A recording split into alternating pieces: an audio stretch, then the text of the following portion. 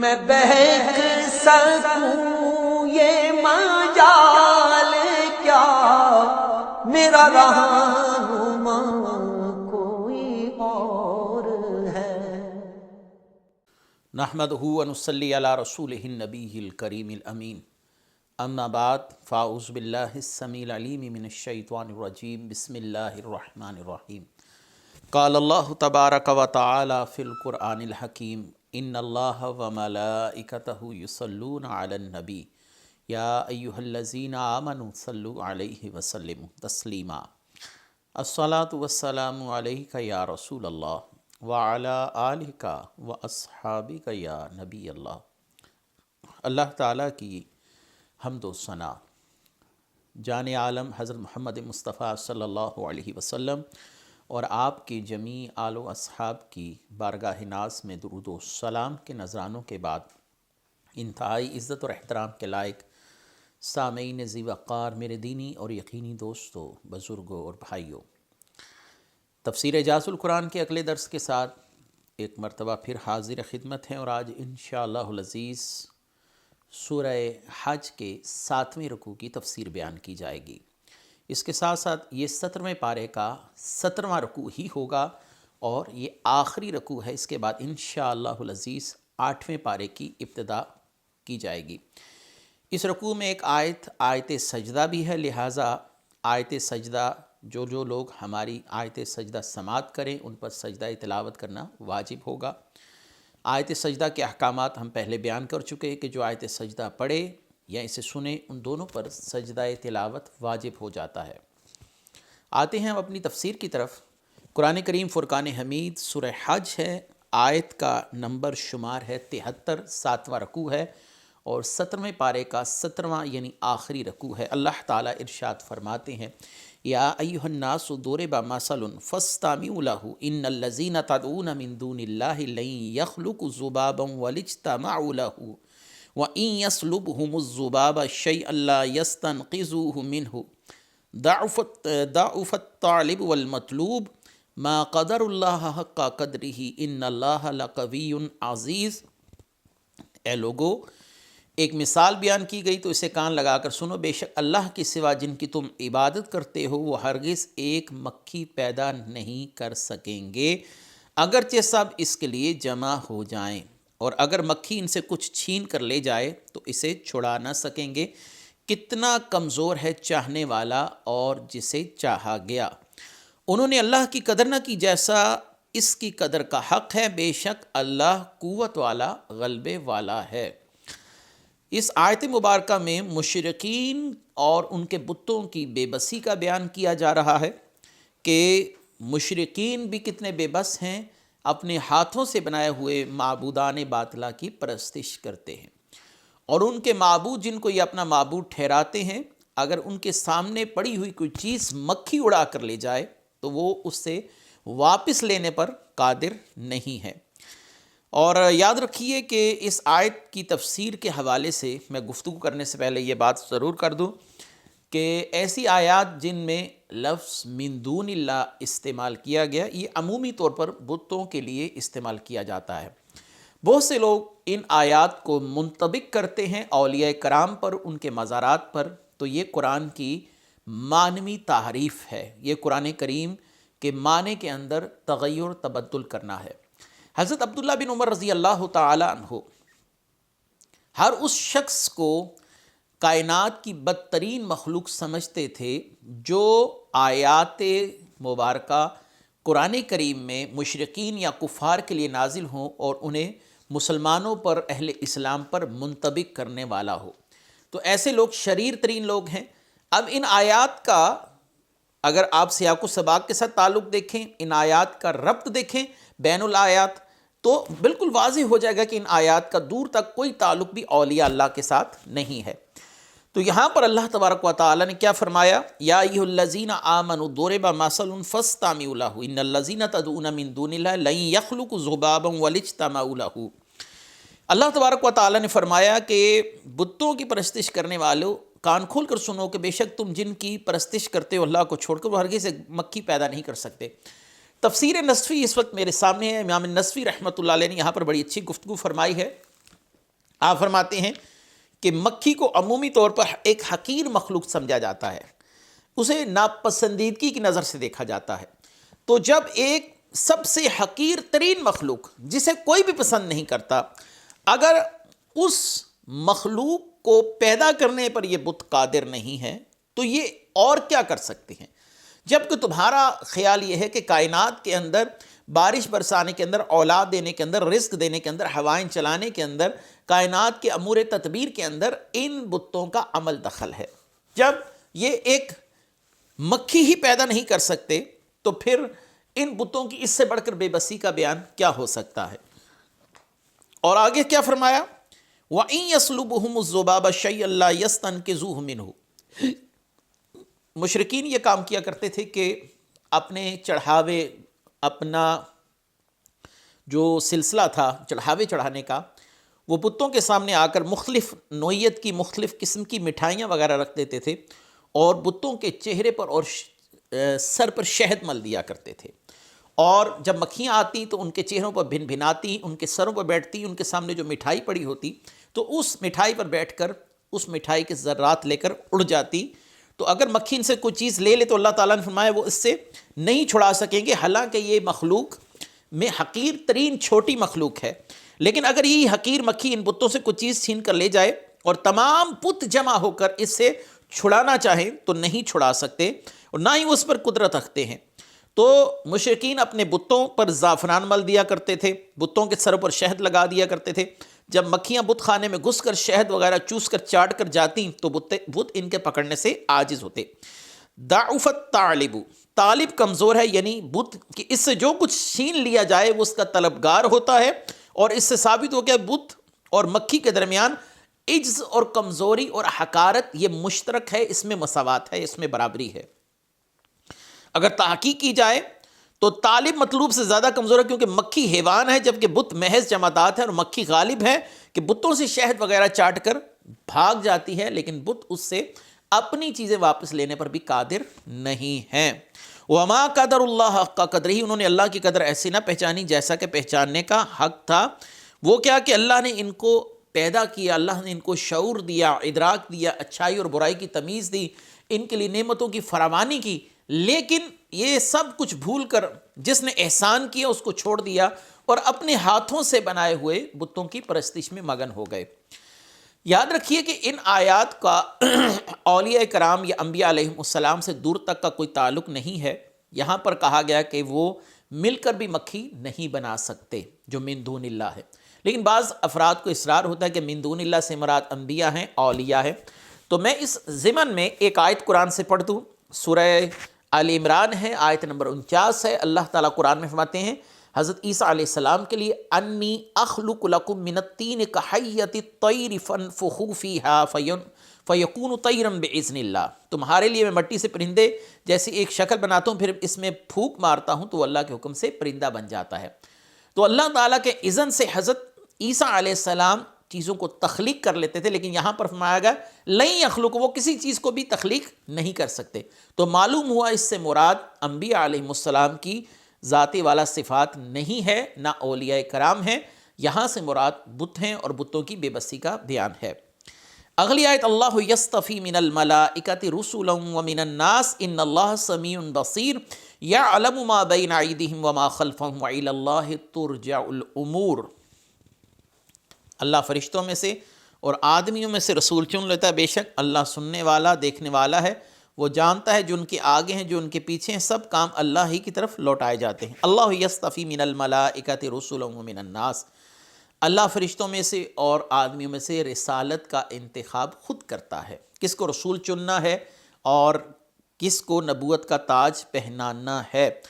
اب یہ مشرکین مکہ کہا کرتے تھے کہ اگر رسول اللہ صلی اللہ علیہ وسلم اللہ کے رسول ہیں تو اللہ تعالیٰ نے فرشتوں میں سے ایک شخص کو منتخب کر کر ہماری طرف مبعوث کیوں نہ کیا۔ تو یہاں پر اس کا جواب دیا جا رہا ہے کہ یہ اللہ تعالیٰ کی شان ہے، وہ جس کو چاہے منتخب فرمائے اس عظیم مقصد کے لیے اور اس عظیم کام کے لیے، وہ چاہے فرشتے ہوں چاہے وہ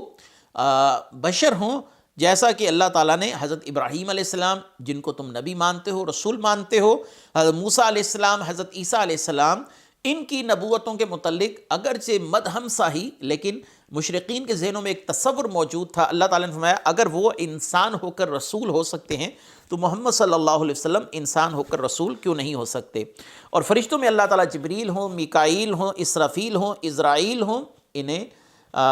منتخب فرما چکا ہے، اور یہ اللہ ہی کی شان ہے، وہ جس کو چاہے منتخب فرمائے۔ اب یہاں سے جو لوگ ختم نبوت کا انکار کرتے ہیں وہ اس آیت کو بطور دلیل پیش کرتے ہیں، اللہ یصطفی من الملائکۃ رسلا ومن الناس، اللہ رسول چنتا رہے گا فرشتوں میں سے بھی اور آدمیوں میں سے۔ تو اب یہاں پر ایک مسئلہ یہ ہے کہ قادیانی حضرات یہ بات کرتے ہیں کہ اللہ تعالیٰ نے یہاں پر ایک قاعدہ بیان کیا کہ رسالت کا انتخاب ہوتا رہے گا، وہ انسانوں میں سے بھی ہو چاہے وہ فرشتوں میں سے بھی ہو۔ تو ختم نبوت والا جو معاملہ ہے وہ اس حوالے سے اس کی تعویل یہ کرتے ہیں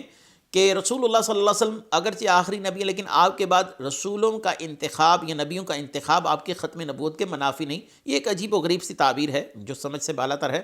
لیکن میں اس آیت کے حوالے سے قادیانیوں کے ایک اہم سوال کا جواب دیتا چلوں۔ دیکھیے قرآن میں ایک بات بیان کی جاتی ہے، دوسری آیت اس کی مخصص ہو جاتی ہے۔ قرآن کی آیت ایک حکم بیان کرتی ہے اور دوسری آیت اس آیت کی پہلی آیت کی وضاحت کر دیتی ہے۔ اللہ تعالیٰ نے قرآن میں فرمایا خلقنا الانسان من نطفۃ امشاج، اللہ نے انسان کو دو نطفوں سے پیدا کیا۔ ابھی یہ قاعدہ بیان کیا، لیکن حضرت عیسیٰ علیہ السلام کو اس قاعدے سے مستثنی رکھا، حضرت آدم علیہ السلام کو اس قاعدے سے مستثنی رکھا۔ قرآن میں کہ اللہ تعالیٰ نے ہر شے کو پانی سے پیدا کیا، لیکن حضرت صالح علیہ السلام کی اونٹنی کو اس قاعدے سے مستثنی رکھا۔ اب اللہ تعالیٰ انتخاب فرماتا ہے انسانوں میں سے بھی اور فرشتوں میں سے بھی۔ تو اب یہاں پر ایک سوال یہ ہے کہ جب یہاں پر انتخاب کا تذکرہ آ گیا تو قرآن کریم کی دوسری آیت جس میں ختم نبوت کا ذکر کیا گیا، ما کان محمد ابا احد من رجالکم ولکن رسول اللہ وخاتم النبیین وکان اللہ بکل شیء علیما، تو اس آیت نے رسول اللہ صلی اللہ علیہ وآلہ وسلم کی ذات والا صفات پر نبوت کا سلسلہ منقطع ہونے کی خبر دے دی۔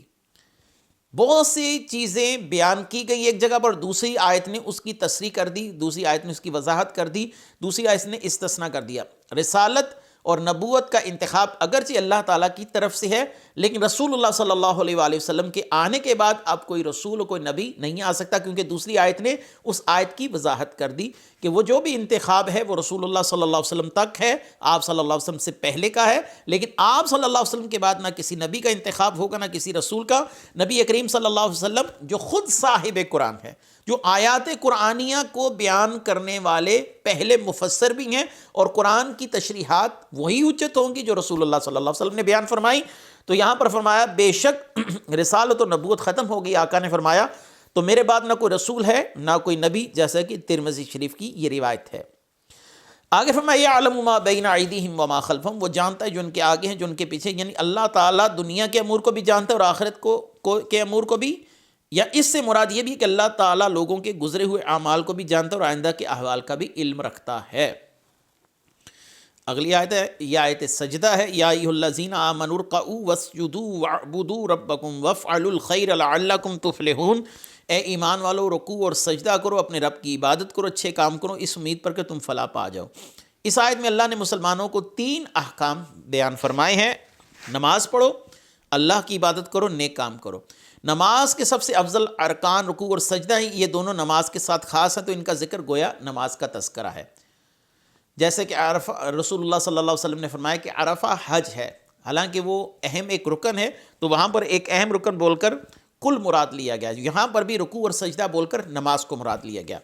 اللہ تعالیٰ کی عبادت کرو، اس کا معنی یہ ہے کہ تم اپنے رب کی عبادت کرو، اس کے علاوہ کسی کی عبادت نہ کرو، اور دوسرا معنی یہ ہے کہ اللہ تعالیٰ نے جو کام کرنے کو حکم دیا اور جن کاموں سے منع کیا ان سب پر عمل کرنے کی صورت میں اپنے رب کی عبادت کرو، یا تیسرا معنی یہ ہے کہ رکوع، سجدہ اور دیگر نیک اعمال کو اپنے رب کی عبادت کے طور پر کرو، کیونکہ عبادت کی نیت کے بغیر فقط ان اعمال کا، افعال کا کرنا انسان کو کوئی فائدہ نہیں دیتا۔ آگے نیک کام کرو، یہاں پر نیک کام سے مراد کیا ہے؟ کوئی بھی نیک کام ہو سکتا ہے۔ وفعلوا الخیر،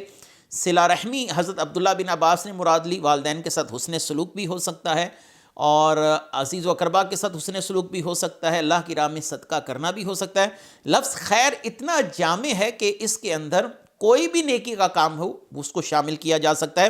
وَافْعَلُوا الْخَيْرَ، ہر وہ چیز جس پر اچھے کام کا اطلاق ہو وہ قرآن کے ان دو الفاظ سے ثابت ہو جائے گا،